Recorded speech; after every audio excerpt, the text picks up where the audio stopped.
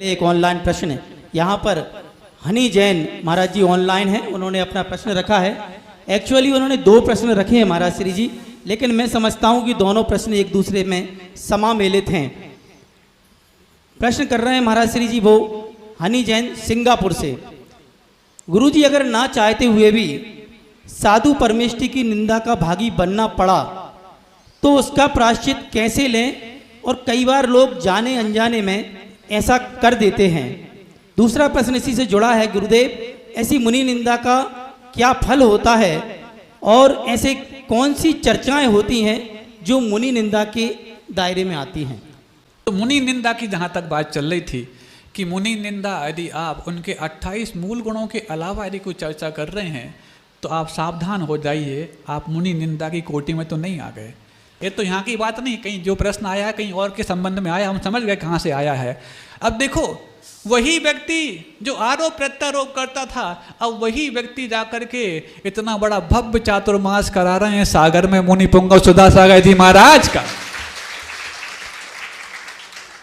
आंसू बहा रहे हैं कि कितना बड़ा अपराध हमने कर लिया, एक साधु के बारे में क्या क्या कह दिया, क्या क्या कर डाला, छोटी सी घटना से तूल दिया। वो पटेरा में जिज्ञासा समाधान चल रहा था, उसमें हम भी मौजूद थे। वहाँ पर पूज्य प्रमाण सागर जी थे, पूज्य सुधा सागर महाराज थे, 13-14 महाराज थे। और कुंडलपुर से बिहार हुआ ही मात्र था। कुंडलपुर से बिहार पटेरा है कितना, 4 किलोमीटर मात्र।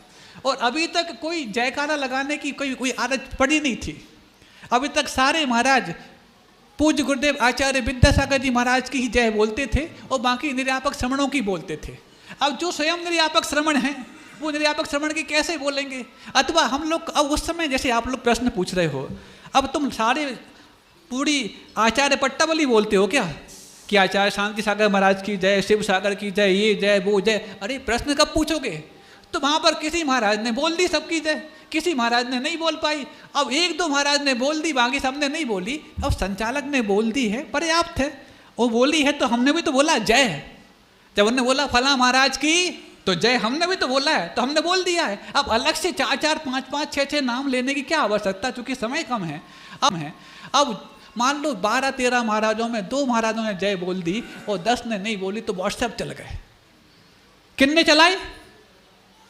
जिनको मात इस संघ में भेद करना था, फ्रैक्शन करना था, इतनी सी बात चिनगारी के रूप में उठी। कितने बड़े बड़े व्हाट्सएप चले, कितने कितने बड़े बड़े लोगों ने उसमें अपनी आग डाली, घी डाला, तेल डाला, ज्वाला बन गई और ऐसी धधक गई कि ऐसे पवित्र संघ में भी उनने भेद डाल करके और निकाचित कर्म का बंद कर लिया।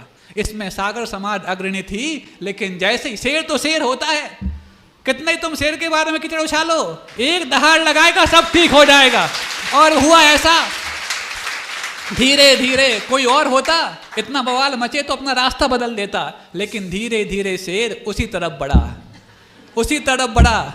लोग सोचते हैं, दूसरी बात कह रहे थे, हम कहना नहीं चाहते कि जब गीदड़ की मौत आती है तो शहर की तरफ भागता है। अरे गीदड़ हो तो भागेगा शहर की तरफ, वो तो शेर है और शेर रहेगा। सारे गीदड़ भाग गए और शेर जाकर के वहां पर जाके चातुर्मास स्थापित कर दिया। इसलिए ये जो प्रश्न जो किया है, यदि यही प्रश्न करना चाह रहे तो उसका जवाब हमने पर्याप्त दे दिया है।